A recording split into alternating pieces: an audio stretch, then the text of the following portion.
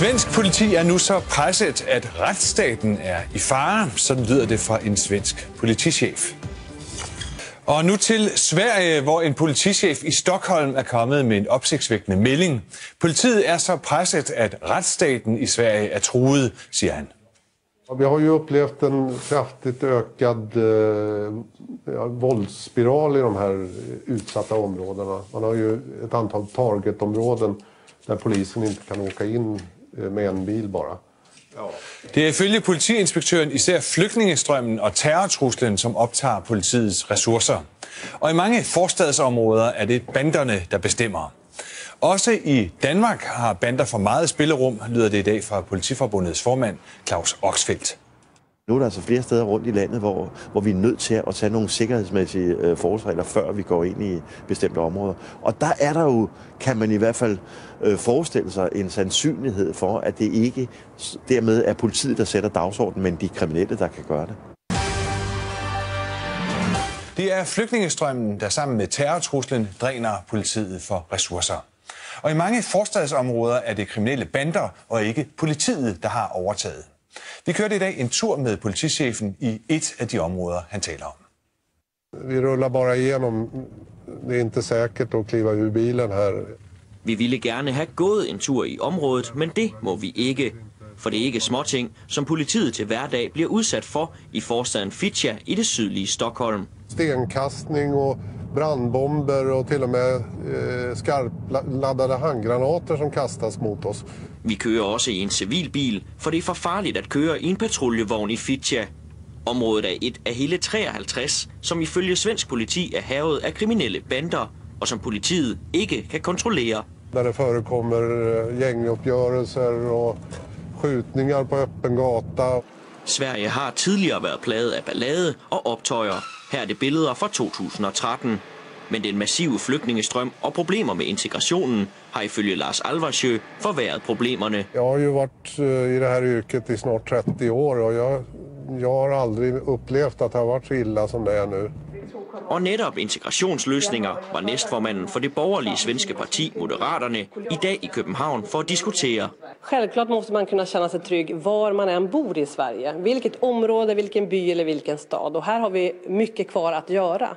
Vi skal gøre alt, hvad vi overhovedet kan, for at det ikke kommer til at ske i Danmark. Det er jo klart, at der er også ghettoområder i Danmark, hvor politiet har det svært. Men jeg vil mene, at dansk politi selvfølgelig bestemmer. De områder er blandt andet i Gellerupparken ved Aarhus, Vollsmose i Odense og på Nørrebro i København. Men politiet afviser selv, at problemerne her i landet har samme omfang som i Sverige. Der kan være situationer, som er særligt ophedede, hvor politiet er nødt til at tilrettelægge sin indsats, hvor man er nødt til lige at tænke sig om en ekstra gang. Men grundlæggende så er der ikke steder, hvor vi ikke kan komme. Vi måste ju öka säkerheten för de boende som bor här. De måste ju kunna känna sig trygga.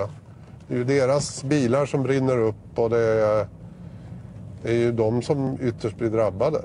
Sverige har i øjeblikket omkring 20.000 betjente, men ifølge politiinspektøren skal der bruges mindst 10.000 yderligere for at kontrollere problemerne. Er det her ikke bare en skræmmekampagne fra din side, fordi du gerne vil have flere politifolk? Nej, jag betonar ju vikten av att man satsar på hela rättskedjan och inte bara på polisen, för det kommer inte att hjälpa. Og ikke bare politiinspektøren her, men også den svenske rigspolitichef kræver, at den svenske politistyrke bliver udvidet for at bevare kontrollen over de særligt udsatte områder. Det er jo, altså man kan sige, at Sverige har lært det på den hårde måde, det har Norge også. Altså Norge er også i gang med en udvidelse af politistyrken efter Breivik, og Sverige nu efter den her flygtningesituation, og efter også det forhøjede terrorberedskab. Der er jo sket det også i svensk politi, at man har ændret strukturen, altså gået fra 21 politikreds 1. januar 2015 til faktisk kun 1 politikreds med 7 store distrikter. Så man kan sige, at Sverige ligger vandret i øjeblikket i forhold til at få enderne til overhovedet at mødes. Så de er presset i Sverige, ligesom vi er i Danmark.